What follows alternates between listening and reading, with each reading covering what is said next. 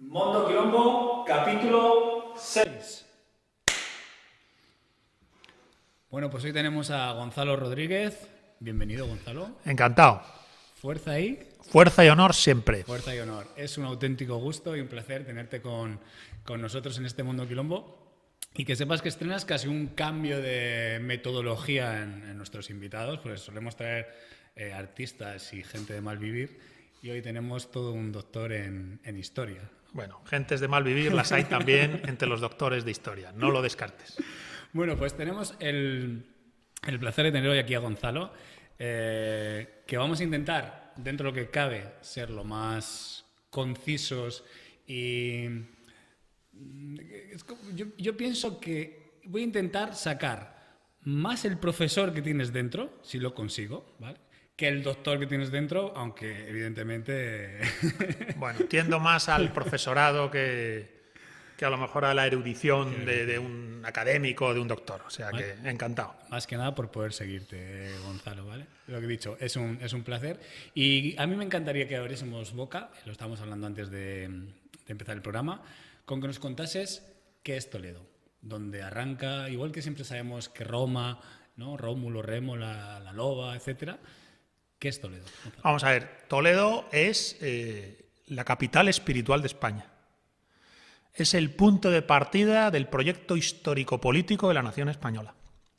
Entonces, la capitalidad política está en Madrid y está bien que sea así, pero la capital espiritual, la matriz de España, estaría en Toledo.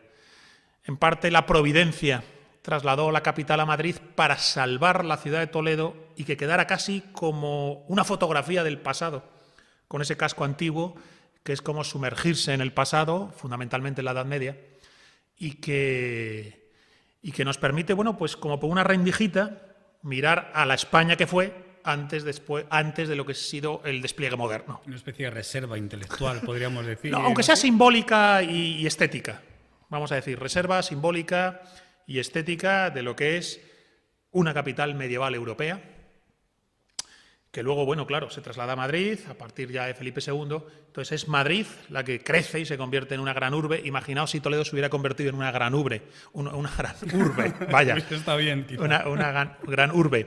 Se habría perdido lo que llaman a día de hoy no solo su skyline, ¿no?, desde las colinas del valle que la rodean, sino esa estampa que tiene como de estar mirando directamente el pasado, ¿verdad? Entonces, Toledo es la capital espiritual de España, ahora explicaré por qué, o iremos hablando de ello, y es una ciudad fundamental para entender la historia de España y me atrevería a decir la historia de Europa.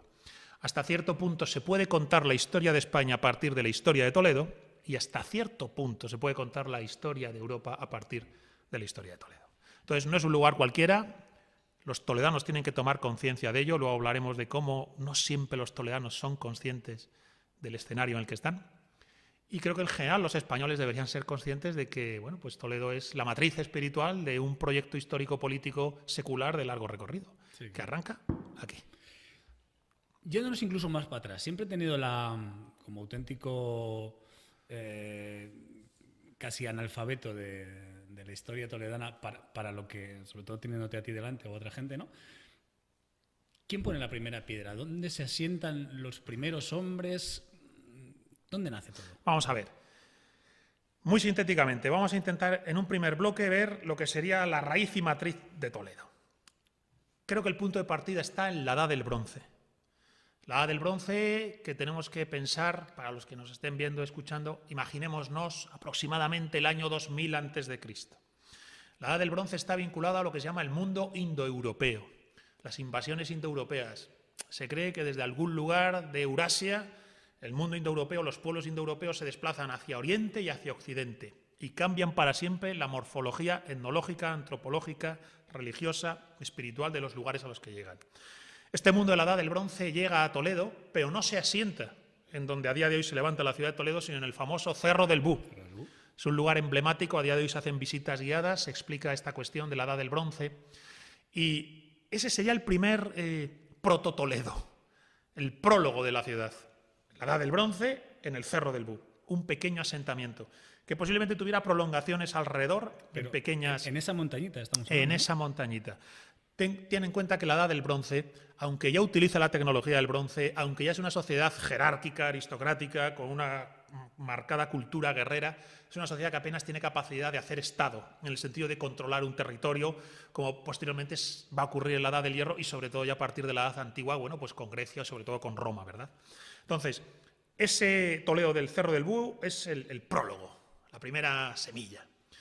Y andando el tiempo, esos mismos hombres de la Edad del Bronce van a cruzar el río Tajo y esa montaña que tienen enfrente, que posiblemente han investigado, han ido allá a cazar y la conocen al dedillo, van a tratar de irse a vivir allí. Y es entonces que se trasladan a donde a día de hoy se levanta el Alcázar. El Alcázar está levantado sobre el origen de la ciudad de Toledo, pero ahora ya a partir de la Edad del Hierro, de lo que sería, por un lado, la etnogénesis de la Edad del Hierro, ahora la menciono, y la tecnología del hierro, que permite desarrollar todavía más la ideología aristocrática y guerrera del mundo indoeuropeo. ¿Qué es la Edad del Hierro? ¿Cuál es esa etnogénesis? ¿De qué estamos hablando aquí? Bueno, pues de los famosos pueblos prerromanos, de cántabros, astures, celtíberos, carpetanos, oretanos, íberos, edetanos, turdetanos, costetanos, bastetanos, ¿verdad? Lusitanos. Bien. ¿El término tano qué significa? Bueno, eso es una manera de designar ese pueblo, esa tribu. Esos pueblos prerromanos, mi tesis doctoral fue sobre la Hispania céltica, sobre los pueblos prerromanos del mundo céltico en España. Bien, esos pueblos prerromanos son literalmente tus abuelos y los míos, o mejor dicho, nuestros tatarabuelos. A día de hoy la genética se utiliza en el ámbito del estudio histórico para conocer los desplazamientos de población, las sustituciones demográficas, y es interesante que la genética nos está demostrando que más allá de la invasión romana, la llegada de los godos o incluso la invasión islámica, el zócalo genético fundamental de los españoles de hoy día sigue siendo el que tiene que ver con celtas, íberos y celtíberos de la España prerromana. Entonces, es bueno pensar que literalmente esos pueblos de la Edad del Hierro, esos carpetanos, por ejemplo en Toledo se hacían llamar carpetanos, esos carpetanos de la Edad del Hierro en Toledo son tus tatarabuelos. ¿Qué poblaciones más o menos Muy poco, vamos a ver. Son poblaciones que tenemos que entender que Toledo no era una ciudad, por decirlo así, con 20.000 habitantes siquiera. Pero es que tampoco Roma era una ciudad especialmente grande, hasta muy avanzado lo que sería el pleno imperio, el alto imperio. En cualquier caso, Edad del Bronce, Edad del Hierro, pueblos prerromanos, proceso de etnogénesis. Entonces, ahí ya tenemos un primer dato. En la ciudad de Toledo están, como en el resto de España, en este caso como carpetanos, como pueblo carpetano, nuestros tatarabuelos. Ahora, ¿qué va a pasar? Que vamos a cambiar de fase histórica a partir de la Edad Antigua. De la llegada primero de Cartago, los colonos griegos y fenicios, pero sobre todo de Cartago, Almírcal y Aníbal, y luego ya Roma. Roma llega a España, a la península ibérica, para atacar la retaguardia de los cartagineses, para atacar la retaguardia de Aníbal, que el tío ha venido aquí con su padre. Su padre le ha hecho jurar odio eterno a Roma, vienen de Sicilia, los cartagineses tenían Sicilia, la han perdido en la Primera Guerra Púnica, han construido una especie de base de operaciones en el Levante y en el sur peninsular, en el sur de España y el Levante de España, donde adquirir fuerzas, mercenarios, tropas y atacar Roma. Entonces Almírcar hace jurar odio eterno a su hijo Aníbal contra Roma. Su padre va a morir luchando contra los oretanos, que es un pueblo ibérico de la Mancha, entre Albacete y la Sierra Morena albaceteña, y Aníbal toma el mando. Y bueno, pues él organiza una campaña que es histórica, lo sabréis, cruza los Pirineos, cruza los Alpes y ataca a Roma en su propia casa, ¿no? No puede decir el padre que no cumplirá la promesa, ¿no? No, hasta el final de su vida Aníbal vivió así, hasta el final de su vida. Bueno, pues no vamos a contar la historia de Aníbal, pero Roma ataca la retaguardia de Aníbal y desembarca en España. Derrota a los cartagineses acá, en parte con ayuda de los propios íberos, que quieren, por decirlo así, sacudirse el yugo cartaginés, y comienza la conquista romana de Hispania. La conquista romana de Hispania se prolonga durante 200 años. Roma tarda literalmente 2 siglos en ocupar la península ibérica.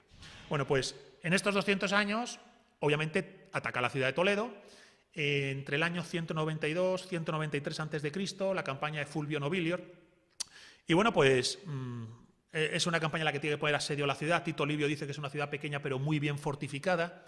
Se nos menciona una especie de líder, incluso se dice que es como un rey, no sabríamos decir si rey o líder de la ciudad de Toledo que es capaz de convocar a pueblos de alrededor para que ayuden a la ciudad. La ciudad de Toledo va a ser defendida por los carpetanos, pero también por betones, que son un pueblo celta de la zona de Ávila.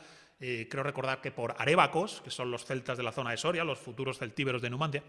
Aún así, la ciudad es conquistada y nos llega un primer nombre de un toledano.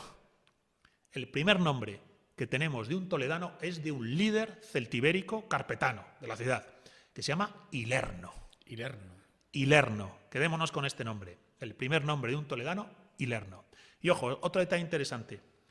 Tito Livio es el historiador romano que nos cuenta la conquista romana de Toledo.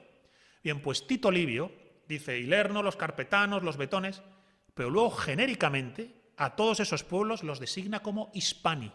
Dice, los hispani perdieron, fueron derrotados por el general romano. Es decir, nos llama ya españoles. O sea, y ahí tenemos un primer... Es muy interesante cómo Tito Livio en general lo hace así, pero en el caso concreto de Toledo dices, vaya, menciona carpetanos, menciona a los pueblos, pero dice, son hispani. Claro, es normal, es que la conquista romana de la península ibérica convirtió Iberia, que sería un término más vinculado al mundo griego, en Hispania. Hispania es una provincia del Imperio Romano. Y los habitantes de esa provincia se les llama hispani. Entonces, yo creo que en la historia de España, tus tatarabuelos es el mundo celtibérico. Sería el zócalo genético, que se dice en historia. Pero claro, el concepto político de España está ya en la Hispania romana, porque es una provincia del imperio. Ahí hay un concepto político. Y Tito Livio dice hispani, españoles. Ahora, ¿qué pasa? Que el imperio romano, bueno, pues conocemos su esplendor y su caída con las invasiones bárbaras. Bien, durante ese periodo, la ciudad de Toledo se desarrolla. Se desarrolla desde el punto de vista urbanístico. ¿Hablamos de qué siglo, más o menos? Vamos a ver, si la ciudad de Toledo es conquistada en el año 192 a.C. y las invasiones bárbaras o la caída de Roma por parte de los godos ocurre en el año 410 después de Cristo, pensemos que hay casi 600 años en los cuales Toledo va a estar viviendo entre el sustrato celtibérico y la romanización. Pero vamos, cuando ya lleguemos al Bajo Imperio, al proceso de decadencia de Roma, la ciudad de Toledo no es decadente. Ha conseguido un gran desarrollo urbanístico y un gran asentamiento económico. Sin embargo, es una ciudad que no hace parte del proceso histórico romano, es decir, durante esos siglos Toledo no se la menciona. No es una ciudad relevante, es una ciudad próspera, bien asentada, tiene un circo romano espectacular. El circo es de carreras de caballos, como el de Ben-Hur. Es un circo de carreras, se cree que tiene un templo importante a Hércules, una serie de cuestiones. El circo que estaría detrás de la Reconquista. Exacto, el circo romano que tenemos en Toledo ha de ser puesto en valor. No ya desde el punto de vista de la recuperación arqueológica, que se ha hecho y están en ello, o se está haciendo y cada vez está mejor, la verdad, sino de los propios toledanos. Es decir, hemos dicho un primer toledano, Hilerno. Bien, una primera pista de Roma, el circo. La ciudad de Toledo no es una ciudad menor en Roma. Aunque no hace parte de las grandezas históricas del Imperio Romano, es una ciudad que adquiere ese desarrollo de prosperidad, de éxito. Tiene un circo, se cree que es el circo de carreras de caballos más grande de Hispania. O sea, para que nuestros televidentes lo imaginen, ¿no? Toda esa zona detrás de la comisaría de policía. Exacto, detrás de la comisaría de policía, el parque. Imaginemos en nuestro imaginario, ¿no? Posiblemente tienen que pensar que la ciudad estaba arriba. O sea, los romanos lo que hacen es construir. Pues los romanos sí estaban en la montaña. Claro, ¿no? ellos conquistan el castro celtibérico, el castro carpetano, que posiblemente estaba donde a día de hoy está el Alcázar. El Alcázar se levanta, si tiras para abajo, sobre la ciudad celtibérica.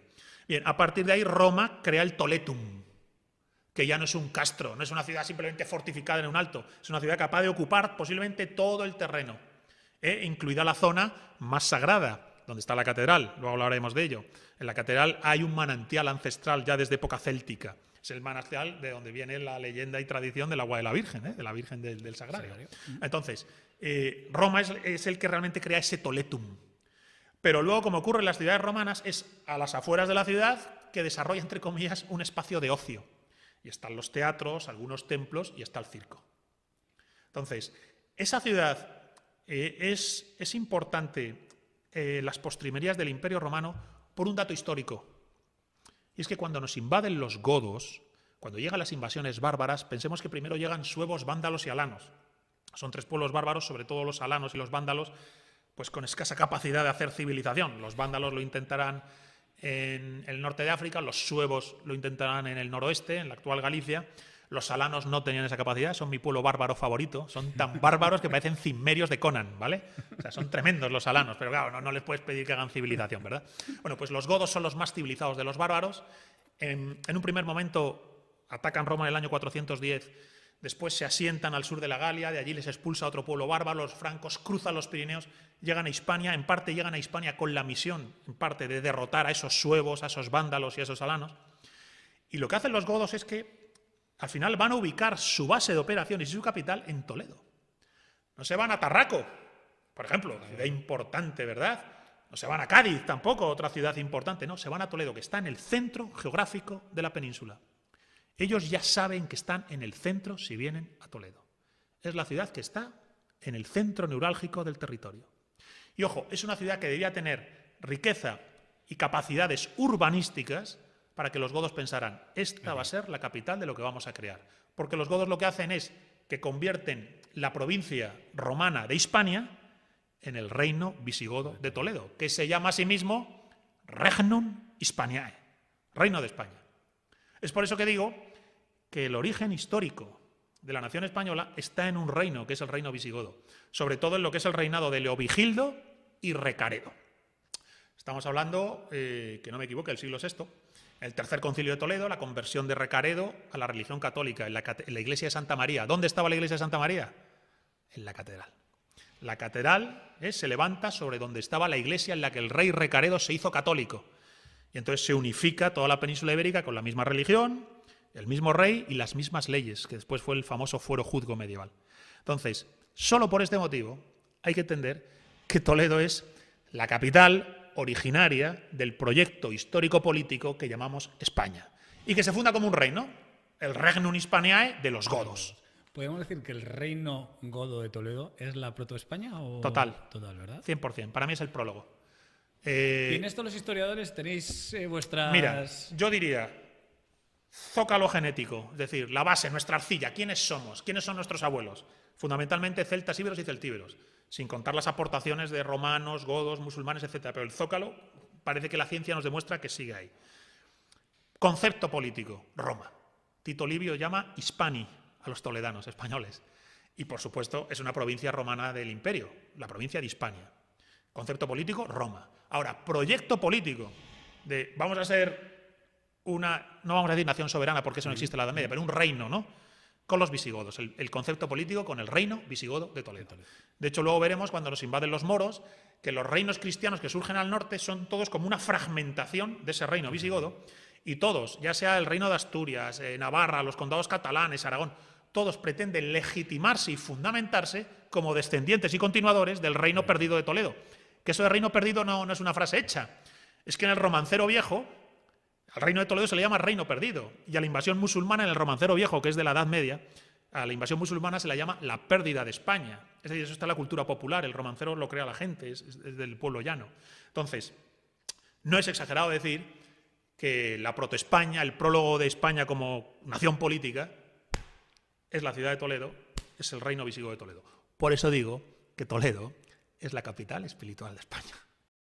¿Tienes frío, Gonzalo? No, estoy bien. Eres un godo. Eres un godo. Voy a tope. Soy un godo hilerno. Acuérdale, la próxima vez que montes un PAF, tío, PAF hilerno. Hostia, me ha encantado el Es nombre, que con H, se escribe con H, hilerno. Bueno, Gonzalo, pues nos estábamos justo nos habíamos quedado en el momento en que van a entrar los musulmanes a España. Efectivamente. Tras el reino visigodo de Toledo, es un reino que sufre el problema que sufren todos los reinos bárbaros en Europa, todos. Es un problema que además se da ya en esa época y se prolonga durante todo el medievo, en España y en el resto de Europa. Los bárbaros germánicos, los invasores germanos, tratan de copiar ideas romanas a la hora de hacer Estado, de hacer proyecto político, pero arrastran costumbres germanas que dificultan eso, como son el tribalismo, la organización tribal en torno a los apellidos, los linajes, mejor dicho, los jefes y el reparto de la herencia de los jefes entre los hijos. Entonces, atomizan Un rasgo característico del medievo es que tiende a atomizar el poder. El ejemplo más representativo sería el régimen feudal, ¿no?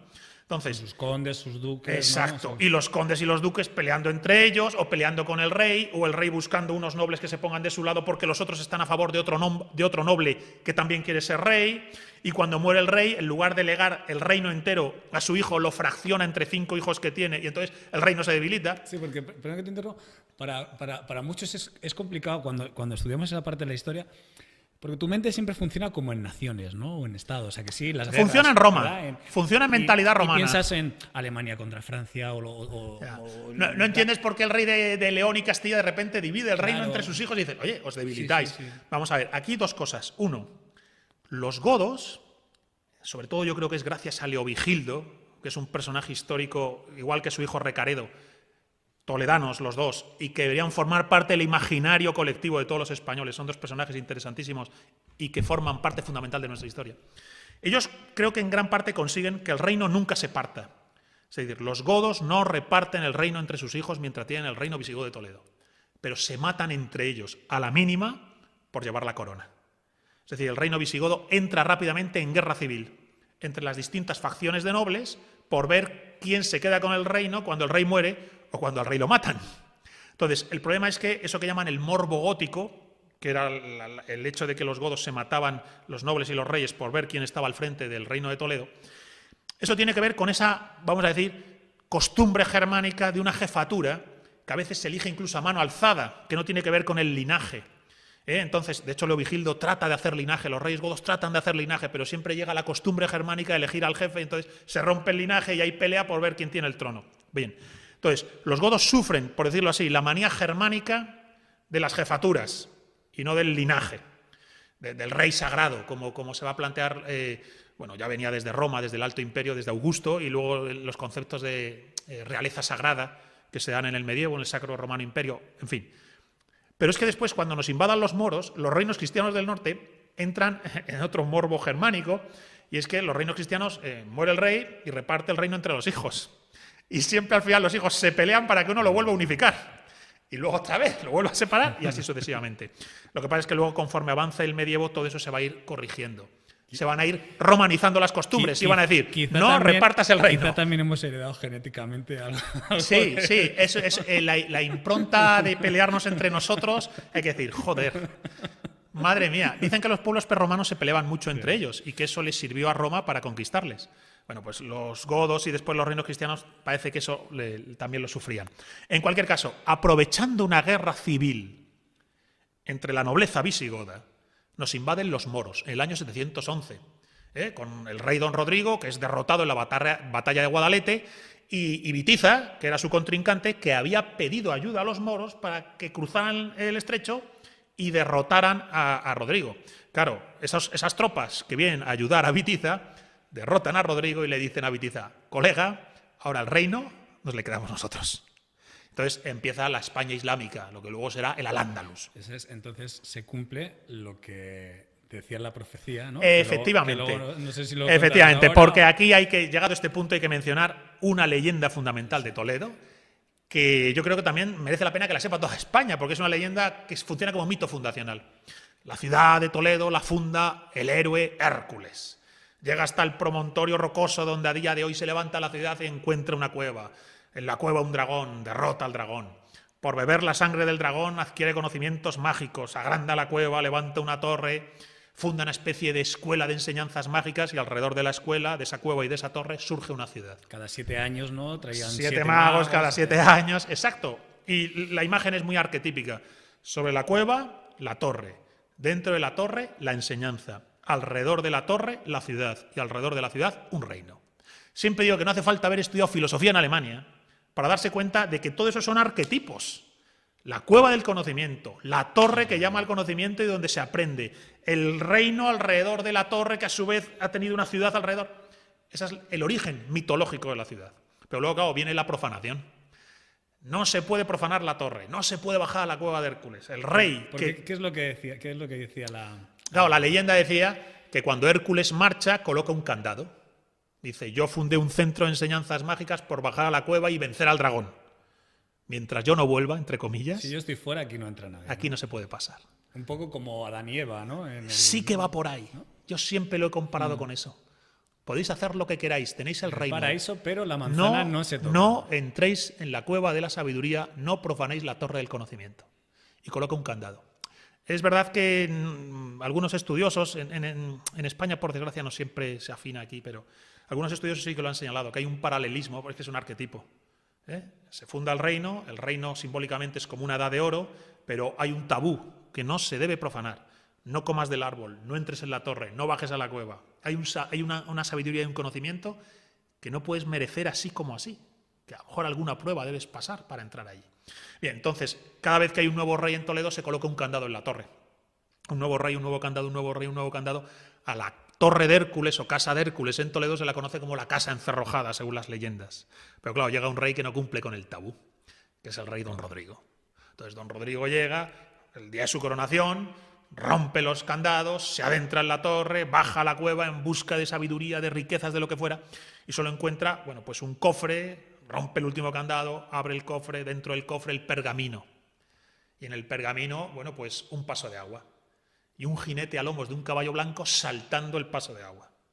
Y el jinete no lleva armadura ni cota de malla, sino que lleva ropas vaporosas. Y no lleva un yelmo, lleva un turbante. Y en la mano lleva una espada, pero la espada no tiene la forma de la cruz cristiana, sino que tiene la forma de la media luna. Debajo de ese pergamino se lee: maldito tú quien quiera que seas, pues un ejército integrado por hombres como estos destruirá el reino de Toledo. Y efectivamente, bueno, pues retumba la cueva de Hércules, Don Rodrigo huye despavorido, la torre se derrumba. Entonces, la torre se derrumba y como la torre señalaba la entrada a la cueva, desde entonces no hemos vuelto a saber cuál es la entrada original de la cueva de Hércules. Habrá muchas tradiciones acá. Que si es la cueva de San Ginés, que es una antigua canalización romana de alcantarilla, de agua, de depósitos de agua, que si hay una cueva secreta debajo del Cerro del Bú, que si hay una entrada en una finca a las afueras, etc. Pero la cuestión es que simbólicamente se profanó la cueva. Lo importante para mí de la cueva es la enseñanza simbólica y espiritual. O sea, yo no tengo ningún interés en excavar, no creo que vaya a aparecer una cueva de Hércules. Entonces, la torre se derrumba y el reino ha quedado maldito. Poco después, los moros, a lomos de sus caballos blancos, con sus turbantes, sus ropas vaporosas y las espadas en forma de media luna, derrotan al rey Don Rodrigo. Es verdad que no lo derrotan así como así, sino que previamente el rey Don Rodrigo, ¿qué ha hecho? Violar a la cava, a Florinda la Cava, la hermosa, que se bañaba en los baños que se conocen a día de hoy de la cava. Hay otra leyenda también. No, es que están unidas. Claro, es que Don Rodrigo acaba siendo como el... Yo no diría casi Adán, yo diría casi el Lucifer, es el que provoca la caída del reino. Don Rodrigo es el malo en las leyendas. Entonces, Florinda la Cava se baña desnuda en los actuales baños de la cava. Perdóname las gracias, es la Yoko Ono de... ¿no? Toledana. Bueno, en la leyenda se suicida ella también. En algunas leyendas ella se suicida porque se dice que ella seduce con sus baños, su cuerpo voluptuoso, se deja ver por el rey Don Rodrigo. El rey Don Rodrigo finalmente la viola. Y entonces, en algunas leyendas se cuenta que ella manda en un pequeño cofre un huevo podrido a su padre, que era el conde Don Julián. ¿A qué se dedicaba el conde Don Julián? Era el guardián del estrecho de Gibraltar. Y entonces él dijo: anda, coño, que has violado a mi hija. Pues el estrecho de Gibraltar deja de estar vigilado. Y los moros cruzan, Tarik cruza y viene hasta la ciudad de Toledo. Y es la caída del reino visigodo, la pérdida de España que va a cantar el romancero. Don Rodrigo muere en batalla, su cadáver desaparece y Florinda la Cava se suicida. Se tira a las aguas del río, porque se da cuenta de que sobre ella también se ha proyectado o se ha arrastrado la maldición.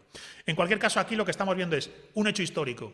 Las guerras civiles entre los visigodos propician la invasión musulmana y luego cómo el mito y la leyenda se acercan a esa realidad histórica, introduciendo en la realidad histórica una lectura simbólica espiritual muy interesante sobre la fundación de la ciudad en torno a un conocimiento, el conocimiento que no debe ser profanado, el rey profanador, que igual que profana la cueva, profana la doncella.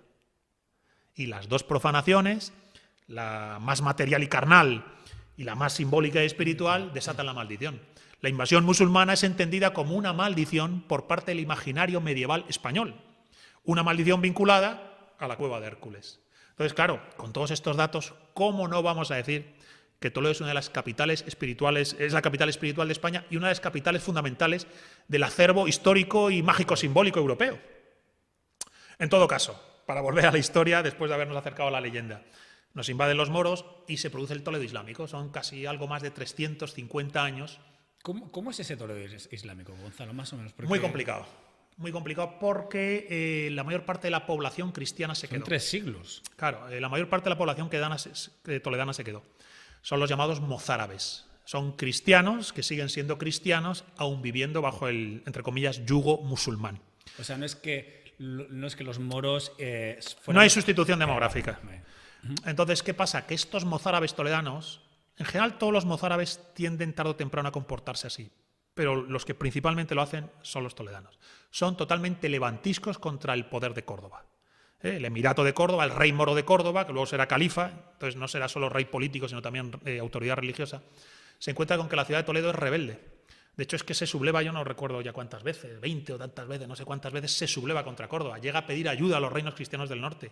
Hay campañas de reinos cristianos para venir a ayudar a los toledanos. Entonces, la ciudad de Toledo, desde el 711 hasta, yo diría, el 932, que es cuando la asedia Abderramán III, es una ciudad levantisca. Tiene periodos importantes en los que se gobierna a sí misma. O sea, nunca los moros controlaron la ciudad. ¿No? Al-Ándalus tiene 3 fronteras fundamentales. O sea, que son en el culo, por decirlo de alguna manera, dentro del reino musulmán. Mira, tiene 3 ciudades fundamentales en la frontera con los cristianos, que son Zaragoza, la frontera alta, Toledo, la frontera media, y Mérida, la frontera baja. Entonces, imaginaos, ¿no? He dicho alta, media y baja para entendernos. Zaragoza, Toledo, y aquí abajo ya en Extremadura, Mérida. Bien. La más levantisca, la más problemática es Toledo. Se subleva una y otra vez, pide ayuda a los reinos cristianos, matan al gobernador moro que es enviado acá. Por ejemplo, la leyenda de la noche toledana tiene que ver con eso. Los toledanos cogen al gobernador cordobés que la ha enviado y lo decapitan. Entonces, bueno, pues se preparará una estratagema para vengarse. Y entonces vendrá aquí otro gobernador que hará un falso banquete y en el banquete decapitará a la nobleza visigoda toledana. Sé que tenemos muchas cosas que contar, pero es imprescindible que me cuentes, aunque sea brevemente, la leyenda de la noche toledana, porque la leyenda ¿cuántos toledanos hablamos de eso sin saber exactamente? No, pero es que se dice en toda España. Hay 2 versiones, un poco, ¿no? Bueno, toda leyenda tiene varias versiones. Mínimo 2, ¿no? Toda leyenda tiene varias versiones, porque la leyenda no es un hecho histórico exacto, pero tampoco es una creación literaria. Si yo escribo una novela, ahí esa versión de la novela, no vale hacer muchas más, ¿no? Entonces la leyenda siempre varía, pero tiene que tener una serie de temas fundamentales que se repitan y que son troncales a la leyenda, ¿verdad? Bien, la leyenda de la noche toledana es otro clásico. Cuando tienes una mala noche, porque no duermes, te sienta mal la comida, o has bebido, o sales por la noche y te pegas con uno, vuelves con el ojo así, joder, tuvimos noche toledana. Una noche en la que de algún modo pierdes la cabeza y las cosas salen de aquella manera es una noche toledana. ¿Por qué? Bueno, pues porque, según la leyenda, tras esta rebeldía toledana es enviado un gobernador acá que en teoría viene con buenos modales. Oye, hagamos las paces, busquemos una convivencia, que al frente de la ciudad haya, entre comillas, un gobierno de consenso, un gobernador enviado desde Córdoba, musulmán, no encontrarlos para y un gobernador cristiano, mozárabe, visigodo. Entonces se organiza el banquete, el banquete es una celada, y son decapitados. Y las cabezas se cuelgan en picas. La boda roja de Juego La boda roja de Juego de Tronos, para quien nos siga. Entonces, a partir de entonces se dice que cuando tienes una mala noche, en la que de algún modo pierdes la cabeza, pues has pasado una noche toledana. La noche toledana lo que nos está señalando es precisamente lo conflictivo que fue Toledo durante siglos. Pero hasta el 932-33, porque ahí lo que pasa es que arranca el califato y Abderramán III se tira 2 años asediando la ciudad de Toledo, para que se rindan los mozárabes. Y ya no solo los mozárabes, es que incluso había cristianos que se habían hecho musulmanes, que los llamaban muladís, y los muladís, que podemos decir que de familia o de sangre eran hispano-godos o hispano-romanos, se ponen con los mozárabes a luchar contra Córdoba. Entonces es una ciudad completamente rebelde. Entonces el Abderramán durante 2 años asedia la ciudad y la rinde.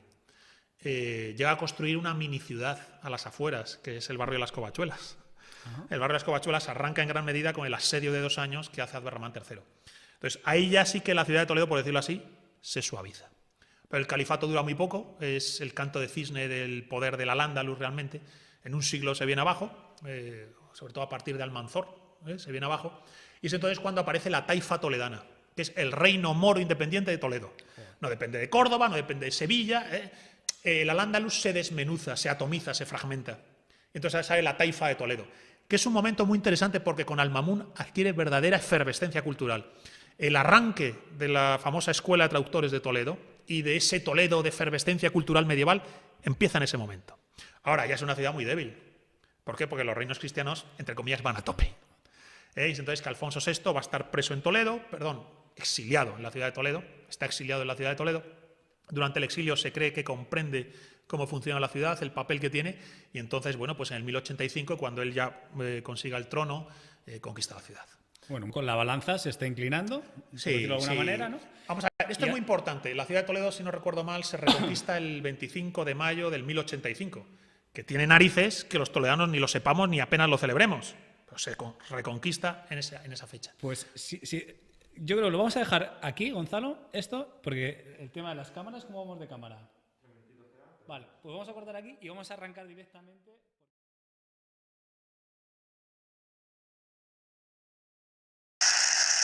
1085.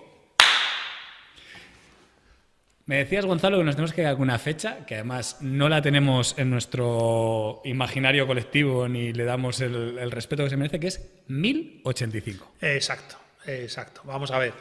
Toledo prerromano, Toledo romano, Toledo godo, caída del Toledo godo, Toledo musulmán y Toledo reconquistado.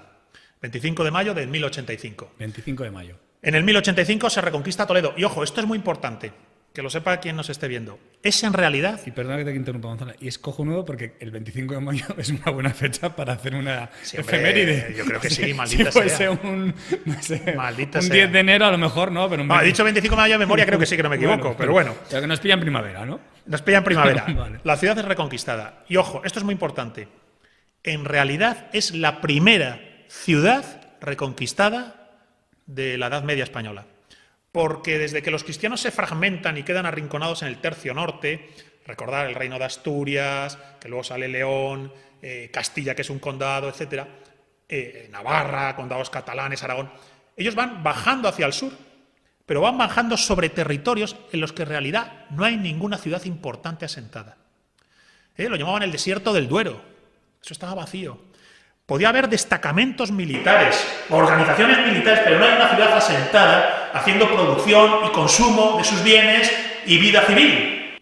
La primera ciudad reconquistada del Al-Ándalus para la cristiandad y para España es Toledo, o sea, en el 1085. El primer escollo serio. De hecho, la noticia resuena en toda Europa y el propio Al-Ándalus lo menciona. Dice, ojo, es la primera vez que realmente perdemos algo. Hasta entonces ellos solo avanzaban en tierra de nadie. Iban avanzando hacia el sur en tierra de nadie. Ahora esto ya no es tierra de nadie. Nos han tomado la capital de la frontera media. Entonces, a partir de ahí empieza el Toledo reconquistado. Esta es otra etapa de la ciudad de Toledo que podríamos llamar el Toledo épico. Es la etapa más épica de la historia de Toledo. Desde el 1085 hasta la batalla de las Navas de Tolosa en el 1212, la ciudad de Toledo está expuesta a las racias musulmanas, al ataque islam por reconquistar la ciudad o debilitar la ciudad o debilitar el reino. De hecho, tiene varios momentos complicados. En el reinado de Alfonso VII, en el propio reinado de Alfonso VIII, tras la derrota en el Arcos, se vuelve a atacar la ciudad de Toledo, y es entonces que las milicias concejiles o las milicias de barrio tienen que defender cada sector de la muralla que les toca, porque la ciudad es asediada y atacada por los moros para ser reconquistada. Entonces, es una época, podemos decir, del Toledo más épico. Ahora, tras la batalla de las Navas de Tolosa, la frontera ya consigue trasladarse a Sierra Morena. La Mancha ha sido, por decirlo así, la zona de choque. Lo que ahora llamamos la Mancha. Una vez se conquista Toledo, desde Toledo hasta Sierra Morena, toda esa zona es zona de choque. Hay una cantidad de castillos tremenda. Toda Castilla tiene muchos castillos, obviamente. Pero es que fíjate lo que te encuentras si te haces Castillo de Almonacid, Castillo de Mora, Castillo de Consuegra, Castillo de Escalona, Castillo de Maqueda, Castillo de San Martín de Montalbán, Castillo de Guadamur, y sigue bajando, y en Ciudad Real igual. La Mancha es la zona de choque. Y es entonces que, por ejemplo, para ir asegurando ese territorio, cuando todavía no se les ha vencido en la batalla de las Navas de Tolosa a los moros, ya se hace la fortaleza de Calatrava. O sea, se genera la orden monástico-guerrera de Calatrava. Una especie de templarios españoles, la orden de Calatrava, para meterse en la Mancha y hacer punta de lanza. Entonces, la Mancha es zona de guerra hasta la batalla de las Navas de Tolosa. O sea, el tablero de juego, por decirlo de una manera, la reconquista está ahí, ¿no? En esa claro, durante siglos ha sido el Duero, la meseta superior. La meseta superior. Sobre todo ya cuando el reino de Asturias salta a León, repuebla la ciudad de León, se funda el reino de León, la frontera ha sido el Duero. Ahora ya que Toledo es la capital, la frontera se traslada al Guadiana y a la Mancha. a la distancia que va, entre comillas, desde Toledo hasta Sierra Morena. Pero la batalla de las Navas de Tolosa la ganan los cristianos en el año 1212, con Alfonso VIII, es una ocasión épica. Eso es para una superproducción cinematográfica. ¿Cómo sería, Gonzalo, una batalla de esas? Más o menos, así. Pues, me refiero, por ejemplo, en números. Porque siempre lo vemos en las Vaya, pelis y nunca... no me gustaría hablar porque no soy experto a lo mejor en eso, en decir los números. Pero sí que la batalla de las Navas de Tolosa no es una algarada. Es decir, no son 50 contra 50 ni 200 contra 200. Hay miles de personas implicadas. Y esa es una ocasión absolutamente épica, porque además los cristianos van perdiendo. Y es entonces, bueno, pues cuando el estandarte de... No me va a salir ahora el nombre, de la familia de Lara, que es el de los lobos, no cede, no da marcha atrás. El rey Alfonso VIII se había burlado de ese linaje y del señor de Lara. Y claro, dice, me he burlado de este señor y se están inmolando. Van para adelante y están dispuestos a morir. Entonces cuando Alfonso VIII dice, bueno, pues a la carga. Entonces cargan los tres reyes, carga el arzobispo de Toledo, y al cargar los reyes casi de manera suicida, pues los cristianos se vienen arriba. Y bueno, pues el famoso rey de Navarra, que era un gigante, entra en la tienda de Miramamolín, que le llamaban así al jefe de la campaña musulmana de las Navas de Tolosa. Y bueno, la tienda estaba protegida por unos esclavos senegaleses, unos negros traídos de África, debían ser gigantescos, los más fuertes que pudieron encontrar, encadenados entre sí, para que no se pudiera. Entonces él rompe las cadenas, salta al otro lado, toma la tienda, y por eso en el escudo de Navarra están las cadenas. Pues se las traes de vuelta al reino y dice, ojo, que he ido allí con 2 cojones, ¿eh? Que no es una hazaña pequeña la que he hecho. Eso es un rey, ¿verdad? Eso es un rey. Las cosas han cambiado, ¿vale? Entonces, bueno, tras la batalla de las Navas de Tolosa, se puede decir que cambiamos de fase y ya no estamos en el Toledo épico reconquistado, sino estamos en el Toledo de la plenitud medieval, que es la época quizás más interesante desde el punto de vista espiritual y cultural. Es cuando vamos a tener el reinado de Fernando III el Santo, de Alfonso X el Sabio, de Sancho IV el Bravo, que es un rey guerrero, pero que ya lucha en el Valle del Guadalquivir. La ciudad de Toledo ya no tiene esos problemas, ¿no? Se enfrenta a los benimiríes, que es una secta religiosa islámica, bueno, que ataca al sur de España. Y entonces, así hasta Pedro I el Cruel. Ese periodo, vamos a decir, desde las Navas de Tolosa hasta Pedro I el Cruel, yo creo que es el momento más pleno de la ciudad de Toledo en el medievo. Es cuando la escuela de traductores, que había arrancado ya en la taifa toledana de Almamún, en el reino moro de Toledo, había arrancado pues con Alfonso X el Sabio, adquiere la máxima plenitud. Y es ahí, fijaos, cuando Alfonso X, que es un personaje fascinante, ahora en el 2022 se va a celebrar la efeméride aquí en la ciudad de Toledo. Espero que todos los toledanos se zambullan en la figura de Alfonso X el Sabio y todos los españoles. Hay mucho que aprender de este señor y de su época. Bueno, pues es cuando Alfonso X el Sabio va a recopilar las leyendas que tenemos sobre la cueva de Hércules. Ya las hay antes. Ya las tenemos de antes. De hecho, las leyendas de la cueva de Hércules las encontramos incluso a finales del siglo VIII, poco después de la invasión musulmana, por decirlo así. Pero es el que trata de sistematizar en parte esto. Bueno, escribe la Historia General de España, que también hay que decirlo. O sea, un rey de Toledo en el siglo XIII escribe un libro que se llama Historia General de España, para que luego yo creo que algunas personas tienen que entender el recorrido histórico de nuestro país. En todo caso, Alfonso X el Sabio, escuela de traductores, es una época fascinante, donde además van a aparecer las leyendas relativas a la Mesa de Salomón, a los vínculos de la Mesa de Salomón con el Santo Grial, la idea de que la Mesa de Salomón, esto venía de antes también, las fuentes previas ya lo habían señalado, la Mesa de Salomón, llevada por los romanos de Jerusalén a Roma, es encontrada por los visigodos, por Alarico, el rey visigodo, en el año 410, la incorpora al tesoro visigodo, los godos llegan a Toledo, en la ciudad de Toledo esconden la Mesa de Salomón. Cuando nos invaden los moros vienen buscando la mesa, pero la mesa queda escondida en las cuevas. Se genera la leyenda de que en las cuevas de Toledo está escondida la Mesa de Salomón. La Mesa de Salomón se empieza a vincular a las leyendas del Grial a través de la idea de que en un texto fundamental de las leyendas del Grial, el Parsifal, se dice que el Grial es una joya que estaba en la corona de Lucifer y que cayó a la tierra cuando San Miguel Arcángel lo derrota. Bien, hay toda una tradición que vincula la Mesa de Salomón a una joya que también estaba en la frente de Lucifer y que cuando San Miguel lo derrota, la joya cae a la tierra y esa joya se convierte en la Mesa de Salomón. Entonces, se entrelazan de manera muy interesante los ciclos toledanos sobre la Mesa de Salomón con los ciclos europeos sobre el Grial. Entonces, claro, es una época maravillosa. Es la época de la ciudad de la plenitud, de la escuela de traductores, de las leyendas de la cueva de Hércules sistematizadas por un rey, de la Mesa de Salomón, del vínculo griálico de Toledo a través de la Mesa de Salomón, ¿no? El vínculo con el ciclo del Grial. Y también es el Toledo del cual surge el mito o narrativa rosa legendaria, la leyenda rosa de las tres culturas. Claro, entonces, la leyenda rosa de las tres culturas tiene que ver con este momento. ¿Por qué decimos leyenda rosa? Porque en la ciudad de Toledo nunca hubo realmente convivencia. Hubo coexistencia, no es lo mismo, ¿vale? ¿Por qué no hubo convivencia? Porque no había posibilidad de mestizaje abierto. Es decir, para que nos entendamos, un cristiano no podía así como así casarse con una judía. Y un judío lo tenía bastante complicado para casarse con una joven cristiana. Las comunidades estaban en gran medida organizadas de manera estanca, por la cuestión religiosa y en cierta medida también por la cuestión de la guerra, ¿no? La lucha todos los años, todos los veranos contra el Islam. Entonces, puede haber uniones puntuales, sobre todo entre la nobleza, entre la nobleza, pero el pueblo ya no vive separado. Entonces, se coexiste, pero no se convive. Esto es importante señalarlo porque con el mito de las tres culturas se pretende plantear que la ciudad de Toledo tiene una especie de vivencia cosmopolita, al modo que a día de hoy lo puede tener una ciudad, no sé, como Nueva York, ¿verdad? Bien, no es exactamente así. No es exactamente así. Ahora, ¿dónde está? No es exactamente así, ni siquiera en Nueva York ahora, pues imaginemos. Entonces, ¿dónde se está produciendo realmente el encuentro? En las élites intelectuales. En el entorno, por ejemplo, de Alfonso X el Sabio, en el aula regia de Alfonso X el Sabio. Su traductor personal es un judío, Judá ben Moshe, creo recordar que se llama, o lo he pronunciado, creo bien.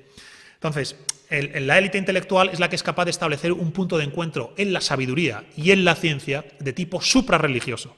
Un encuentro espiritual en la sabiduría y en la ciencia suprarreligioso.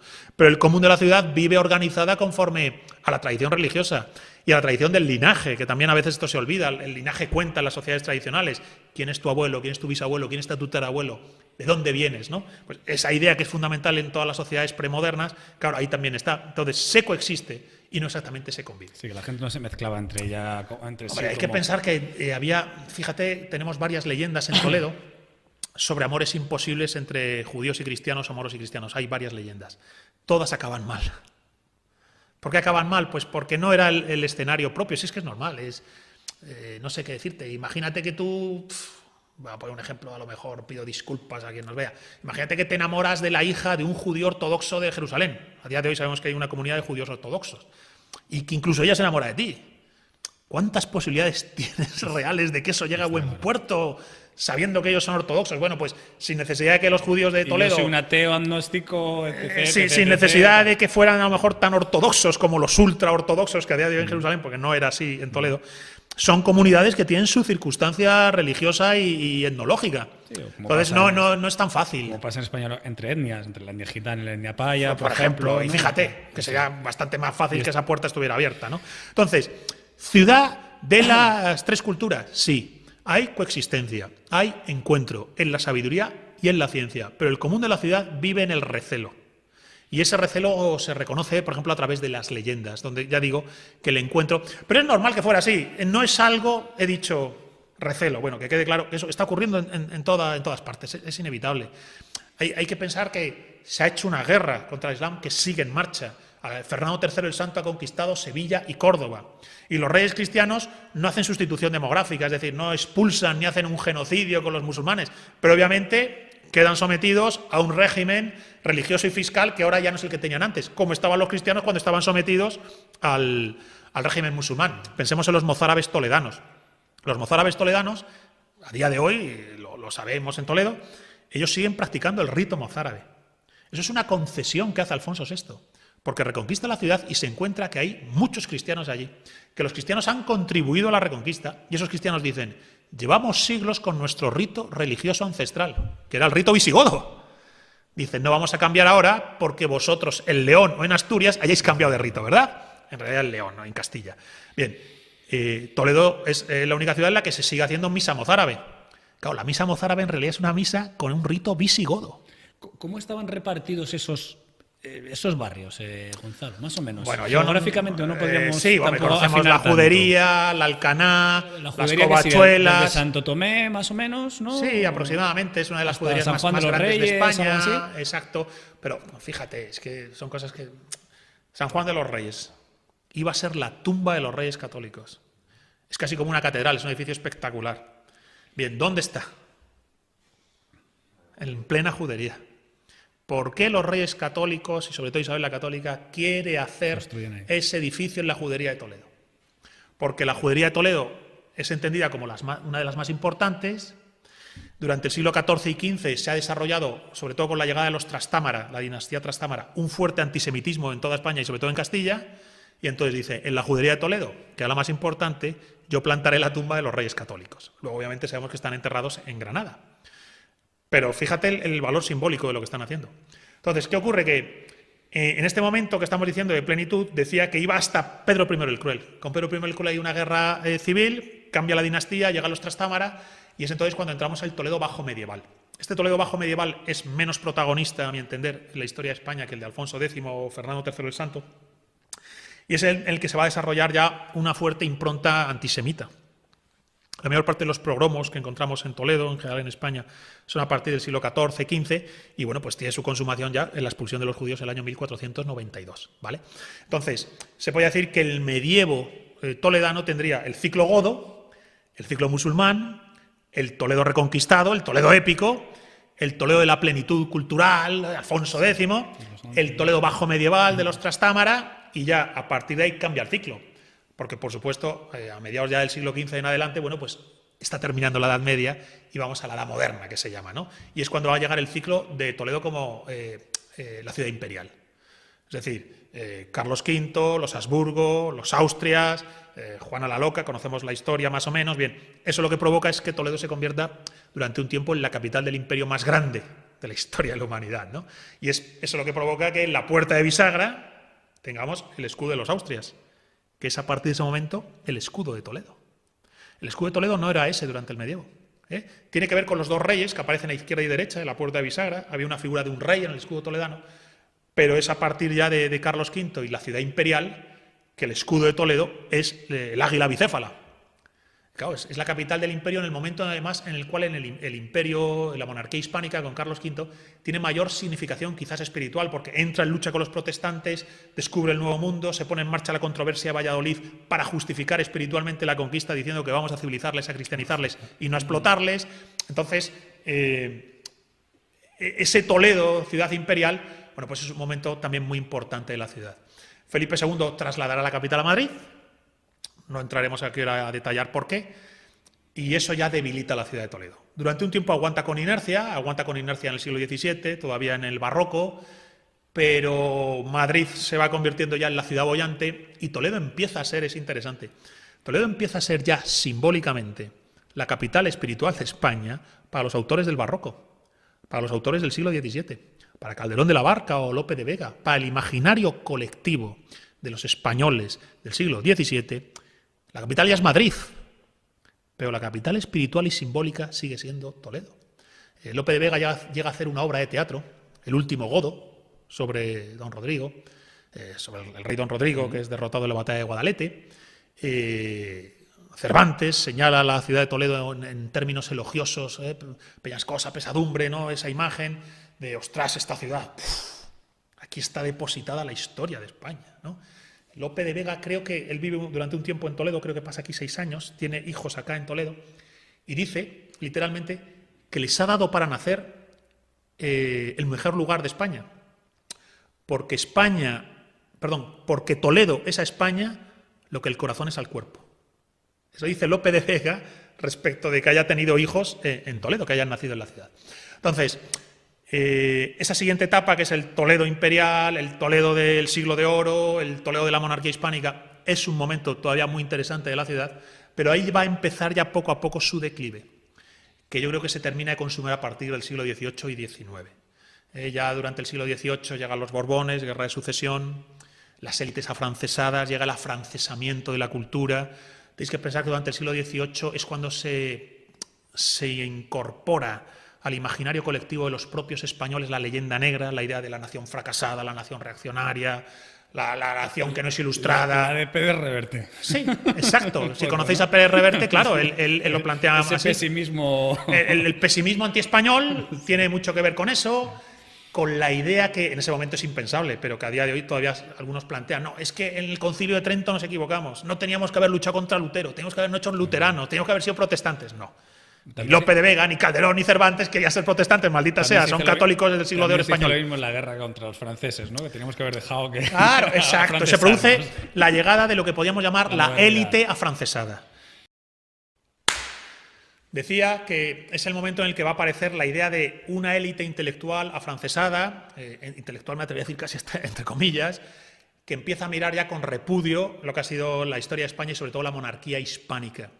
Y que, bueno, pues esto ya se estaba haciendo desde Europa, nuestros enemigos protestantes llevaban años pergeñando esa leyenda negra, y es cuando ocurre ese desastre, para mí desde el punto de vista espiritual es un desastre, que es que los españoles se la empiezan a creer.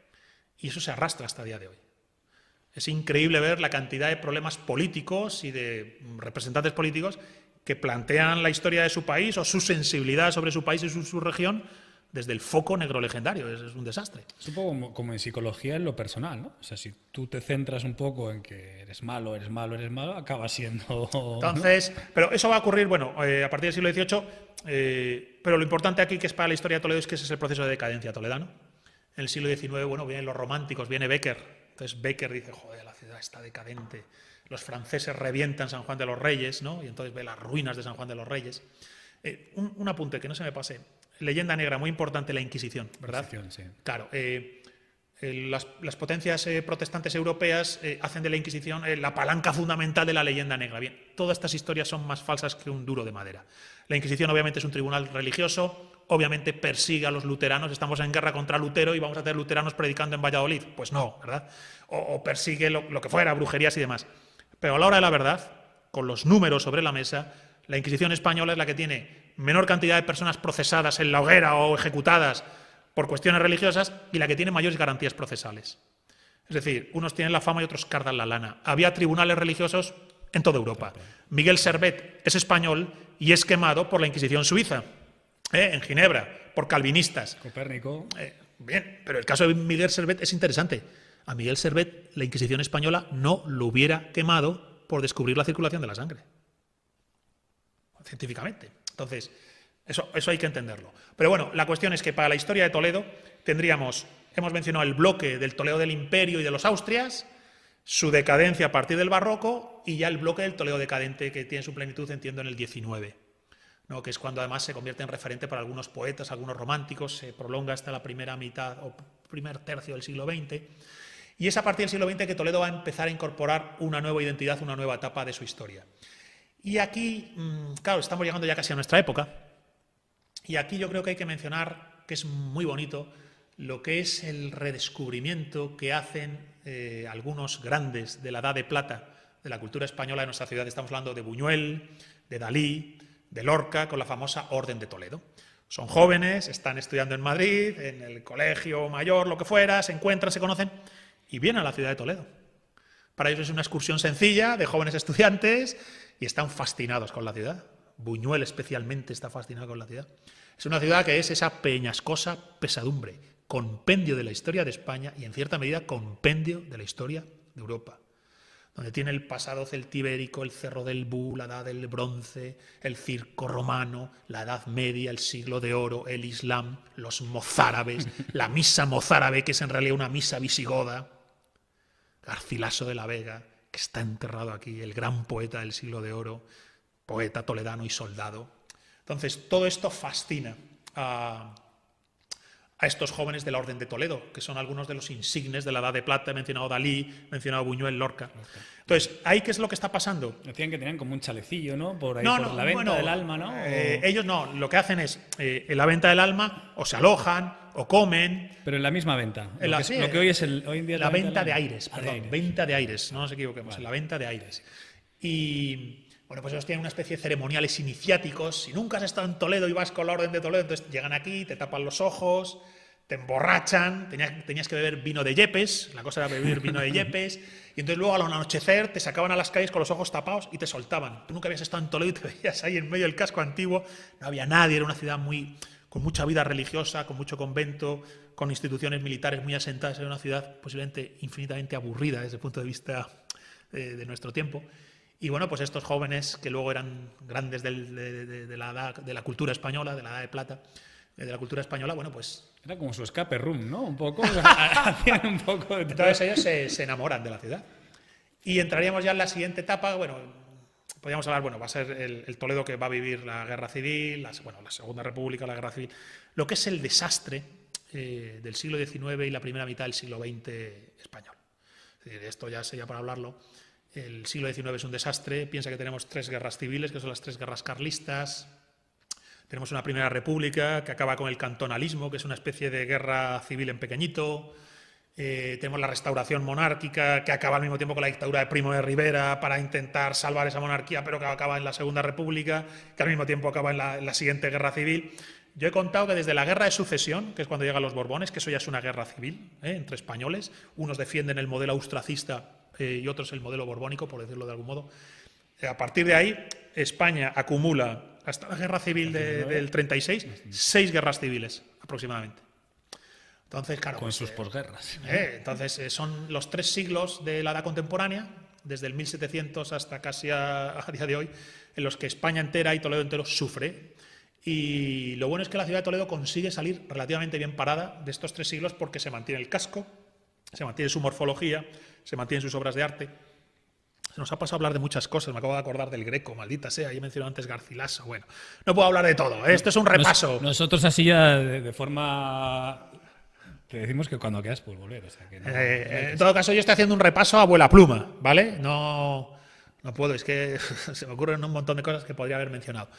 Al final, lo importante para quien lo vea es que entender la historia de Toledo sería el Toledo originario de la Edad del Bronce, la Edad del Hierro, el Toledo romano, el Toledo godo, la invasión islámica y el Toledo musulmán, que al mismo tiempo es el Toledo mozárabe, el Toledo reconquistado, el Toledo de la plenitud, de la escuela de traductores, de las 3 culturas de la convivencia o coexistencia, el Toledo de la Baja Edad Media, el Toledo ya de los reyes católicos y la monarquía hispánica, Carlos V, la ciudad imperial, el Toledo barroco, ya no es capital, empieza su lenta decadencia, el proceso de decadencia que va a vivir Toledo, que en cierta medida tiene que ver con la propia decadencia en la que entra España a partir del siglo XVIII, y digo decadencia por esas guerras civiles, también se produce la invasión francesa, lo he mencionado, los franceses revientan San Juan de los Reyes, atacan la ciudad de Toledo. En ese momento la ciudad de Toledo no tiene mucho valor estratégico ni político, pero los franceses se ceban con Toledo, posiblemente por el valor simbólico que tiene en la historia de España.